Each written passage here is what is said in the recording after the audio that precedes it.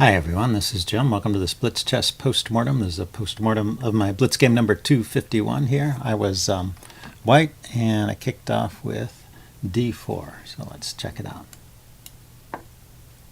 My opponent played d5, so I play the Queen's Gambit, and he goes c6, the Slav defense. So a very respectable way to play. I always play the knight f3 move to stop any stuff with pawn to e5. He plays knight f6, the most common move here, and now I play e3. e3 is the second most common. The most common is knight c3, but you always have to remember all the lines that have to do with after knight c3, pawn takes c4. So to avoid some of those lines, I just play e6 at this point. And it's a decent way to play. You're not giving up a lot of advantage doing that. So my opponent played e6 here. You can try bishop f5 as well, but e6, very solid way to play. Now I get the other knight out, knight bd7, and I see these are all the most normal moves. And now the top choice here is takes. This is what I was talking about in the video. This is the Moran variation where black takes a pawn, white takes back, and then black plays b5, kicking the bishop and gaining a tempo. And he has kind of a funny pawn structure on the queen side, but he has space there and can harass the knight maybe, and leads to a nice, interesting, unbalanced position. Good for both sides. So interesting way to play it. I don't mind playing it with either white or black. So he played a6, which is not really much of an idea in this position. I think if I hadn't played e3, then at some point a6 is an idea, because after a6, let's erase this arrow. After a6, black is really threatening to take this pawn and then play b5 to hold on to it. So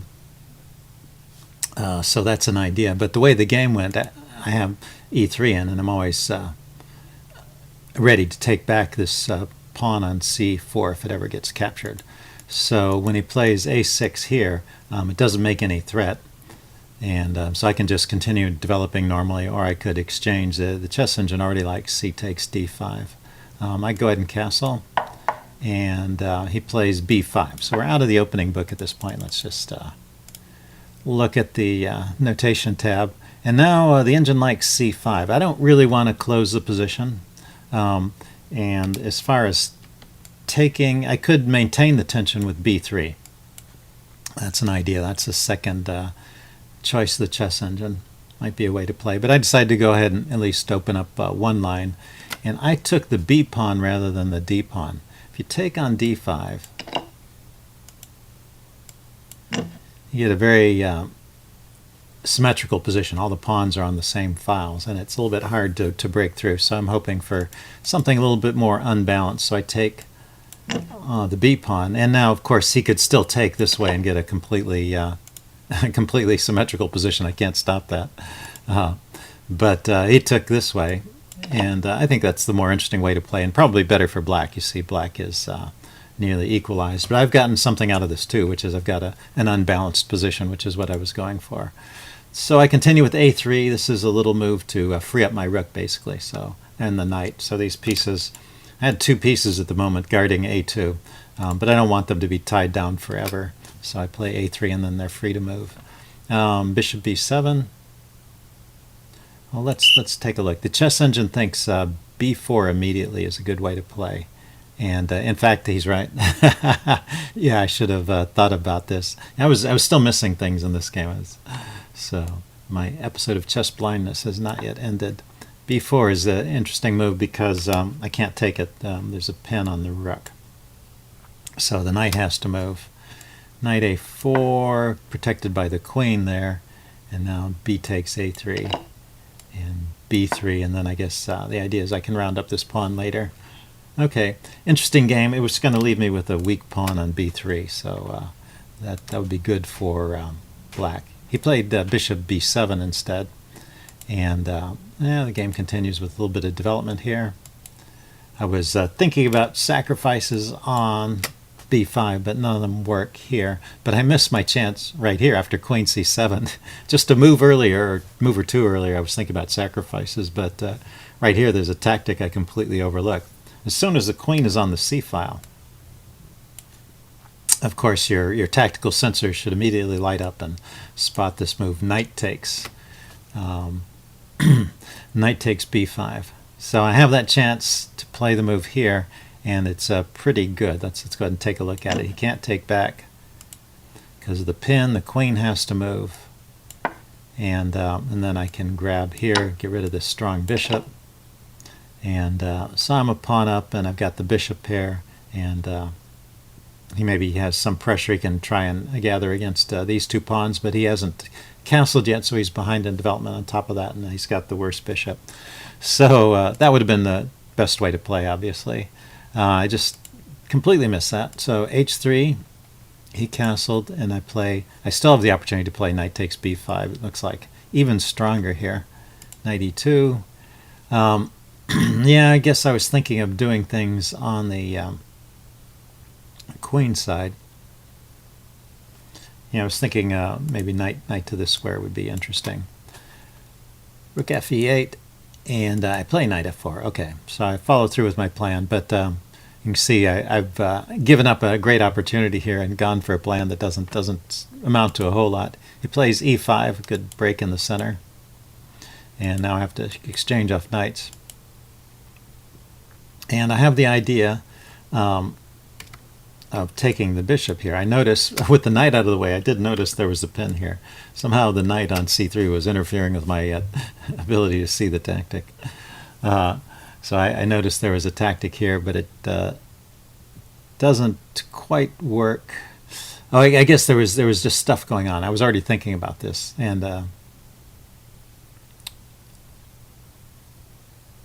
let's back up. Was there an opportunity to play that earlier? After knight f4. Yeah, I mean, well, he played e5 hitting the knight, so I had to do something about that.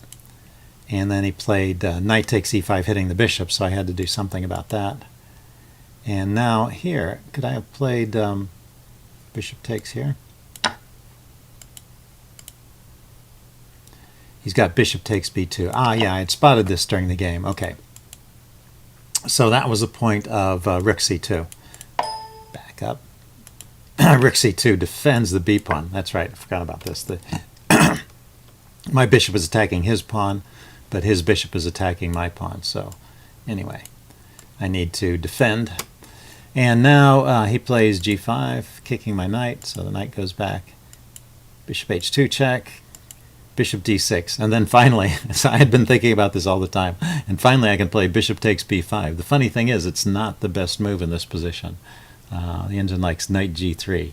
So what's wrong with bishop takes b5? I played it in the game, and queen to d7 is a good reply, apparently. So queen d7, so it unpins, and I have to move the bishop again, so drop back to d3, and then c5. And he's got, so he's a pawn down, but maybe he's threatening to play, he's threatening to play c5 and trap my bishop here, isn't he? So knight to g3 to give the bishop an outlet. d4 to kind of bust up the center. I guess white is down a pawn, but this is a position where he's got the two bishops, and they're both very actively posted and pointing at my king, and he's busting up the center, and of course his development is a lot better in this case too. So that would be an interesting way for black to play. He could go ahead and let me take that pawn and then treat it as a pawn sacrifice by just improving the position of his pieces, getting the queen out of the way, chasing the bishop back, and pushing the pawns forward, activating his bishops. Instead, he played h6, so that's protecting his g-pawn, but this pawn was not immediately under threat, and so now I have the advantage finally in the game. I had it earlier, but I didn't really capitalize on it. So I play queen c1 here, putting more pressure on the c-pawn. He defends with rook a to c8. And then I go ahead and grab here. He takes back, and now knight to d4. So I thought I was winning a piece at this point, but I guess it's just a pawn. How does he play? He plays knight e4. What's the best move here? Queen d7 once again. stepping out of the way. And then if I grab the bishop, g4. Oh, very interesting. So he's turned it into a piece sacrifice because I've oh, no, I'm just getting a piece back. It's not a piece sacrifice at all. I'm just getting a piece back. Queen d7. So it's just that black has different ways of giving the piece back, and this is the more interesting one, putting the queen on this diagonal and supporting the move g4. So instead, after knight d4, he played the move knight e4, getting his knight to an active post and harassing my bishop. So I go ahead and grab the bishop, and I've got my piece back. There's a trade here, and then he went with this queen to b7. Queen d7 might still have been an interesting move, but now I have a pretty good advantage here, and I should continue with queen takes d5. Just picking up that hanging pawn there. But I played knight to d4. Still keeps an edge here. He trades rooks. And so we can pause and assess. I'm 2 pawns up, and that's what the chess engine evaluation says. And so I should just be able to trade things off and win the endgame, because these are outside pass pawns. They're going to be very hard to stop. So let's go forward a few moves. I think this is all kind of straightforward. I want to trade pieces off and start pushing the pawns. And he helps me out a bit when he trades queens here. If we back up, I thought his best try was to take on f2. Yeah, he should just start gobbling pawns and get some action. So I kind of messed up by allowing his queen in there. It says here, my reply is, once again, I could take on d5, or I could push ahead with a4 and b5. Okay, so this was not the best reply, but I was a little worried about my back rank. So I get a situation like this with just rooks and pawns. Still 2 pawns up, so this is a pretty easy win. I start pushing the pawns forward. There was just one more real instructive moment right here. It's my turn to move, and I have a winning move. And with enough time, I had enough time in the game. You can calculate these things. And it should be the first thing you look at, too. What if you just push the pawn a6? So a6, the king can't take it, so suppose he takes the b pawn. You push on to a7. The king can't get back in front of it in time, so the rook has to come back. And then you push on to a8, and you win the rook. So let's play that out. I play here, and the king grabs the pawn. You keep on pushing. The rook comes back to stop the pawn. You push and get a queen. And the important thing is that when black's king grabbed the pawn, he's moved away from the queening square. So now this just wins a whole piece. So that would be the easiest way to finish the game. And so after a6, there aren't any really other tries if the king goes back, just trying to stay in front of the pawns. A7 check, the king goes in front. B7 check, yeah, this is how you get the king out of the corner, and then you queen, and you get a whole queen this way. So that would have been the way to finish the game. I played king f1, and we get into a kind of a much slower game here. He manages to blockade these pawns, and so I try and activate my king, get it into the game, and I bring it forward, and he's just sort of wasting time over here. Now what I was wondering, I went with king d6. I went this way, trying to go after these pawns. But I was wondering if I could just go after the queen side pawns. So if I went here,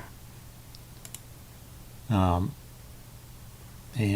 rook b4, rook c5. So yeah, he just stays here. I go here, and then I grab this pawn. Can he punish me by playing d4 check? King takes g4. I guess this is still winning. D takes e3. F takes e3. Okay, and now I have these extra pawns. So he's got these pawns blockaded, and I can win with these pawns. So that would be a way to win as well. I was wondering about that, and I wasn't sure during the game. So if we back up to this point, I played king d6. The other point I wanted to mention is that even if my king weren't here, let's back up. back up to a place where I'm out of position here. It's black's turn to move. He can never take this pawn because I take, king takes, and then my pawn goes forward. So my rook is tying up both of his pieces. So that's why this is really a kind of an easy win. And my king is free to roam, and he's kind of stuck there trying to hold my pawns back. So I went towards the pawns, trying to help get my king in position to help them go through. I think going after the queenside pawns is probably a little easier. But this works too. Let's see. Did he have a tougher defense here? Well, he could play d5, d4, and I take, and rook f5. And if I just push this pawn forward, rook f8 check, and here. Yeah, this is a bit annoying. He can actually grab the pawn here. But I'm still going to win with these other pawns. Okay, but that would have been a tougher defense. So he kind of let me in. I stepped in with my king, and he just stepped back, and now I can just push the pawn forward. And it's pretty much all over at this point. And just a final trick to under-promote to a knight. Let's see. Oh, yeah, it shows up as one of the moves. I could have just promoted to a queen and won as well, but the knight promotion is cute. And my opponent resigned at this point. So hope you guys enjoyed that. Leave any comments you have in the section below, and I will see you again soon. Bye.